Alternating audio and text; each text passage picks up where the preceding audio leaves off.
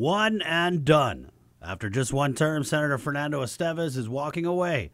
The freshman senator has often been a voice of reason and compromise in the legislature, and he says it isn't always easy trying to forge a consensus in a body that definitely has a mind of its own. People have their agendas, and that's something that you have to compete with, trying to push out good policy, inform on good policy decisions, while navigating that history, navigating the different personalities, and what really drives the other people you have to work with.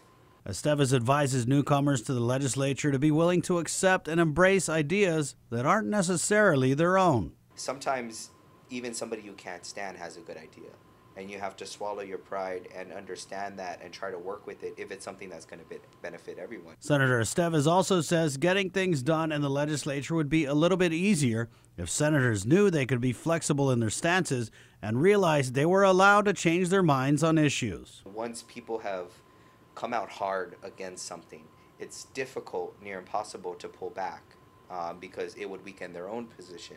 While political and ideological differences may make it difficult to reach an agreement, Esteves does say those differences come with the territory, and he thinks the current crop of candidates will bring new perspectives to the legislature. The legislature is made up of 15 unique individuals with different ideas, different thoughts. That's the very nature of the body. And so having new people come in with new ideas and new thoughts and putting them forward, I think, is a benefit to us all. Esteves told KUAM News he's taken a keen interest in Chamorro rights issues. He was part of a protest at the front gate of Anderson Air Force Base, and he plans to look at ways to contribute to that dialogue after he leaves office. A growing presence on the academic arguments on why Indigenous rights need to be supported, why they're a benefit to Guam, why they're a benefit to the region, and how it affects, and translating that into how it affects into the daily lives of the community. Not just the Indigenous people on Guam, but how it has a direct effect on everybody living on the island.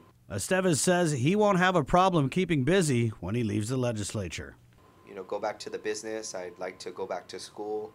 I think this legislative experience has really garnered an interest in myself to maybe pursue a law degree. While Esteves says he isn't closing the door on politics in the future, he did say he's grateful for the experience that was given to him by voters and his colleagues.